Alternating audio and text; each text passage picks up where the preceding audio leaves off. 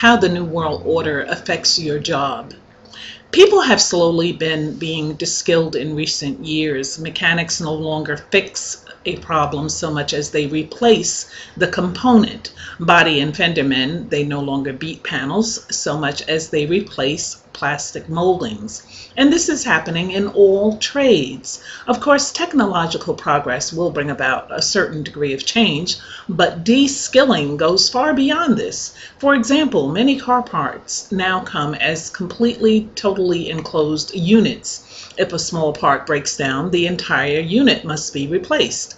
Less skill is required to loosening a few screws and installing a new unit than it is to repair the component.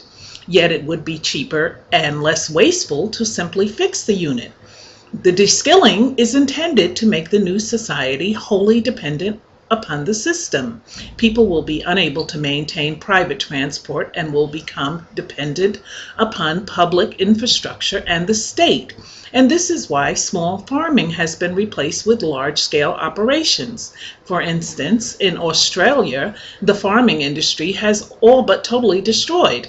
Most farmers are in deep debt because of rising interest rates and loss of markets due to the government programs of economic rationalism opening the doors to cheaper imported produce. Many people have been lured into dependence on the state through the welfare programs.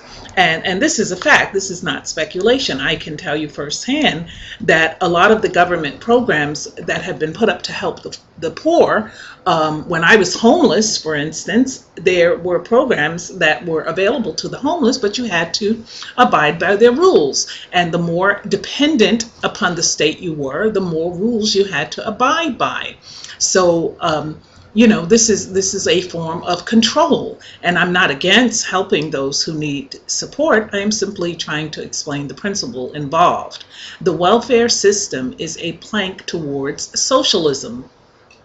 Benjamin Franklin said it best when he stated that a nation of well-informed men who have been taught to know and prize the rights that God has given them cannot be enslaved.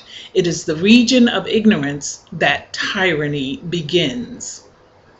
And that's a quote from Benjamin Franklin.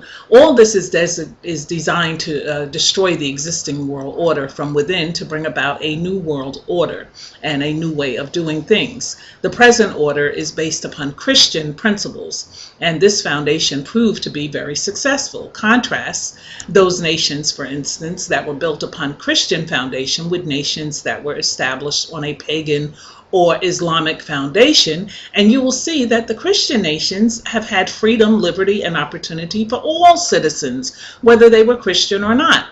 In these nations, the people have sovereign, inalienable, God-given rights, and government is responsible for protecting those rights. The rights of personal freedom, individual liberty, and private property are granted by an authority higher than man.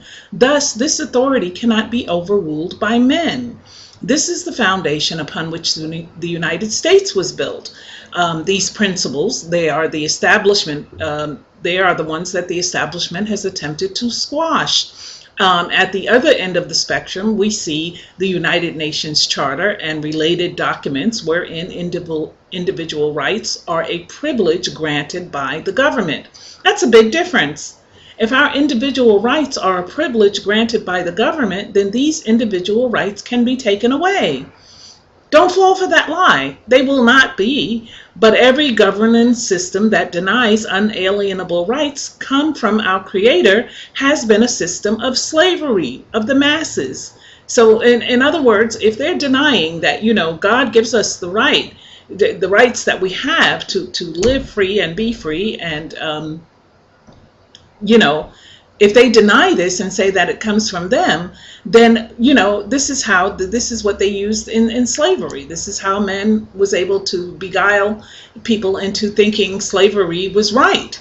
The Christian foundation has been intentionally eroded through mass manipulation and mind control techniques.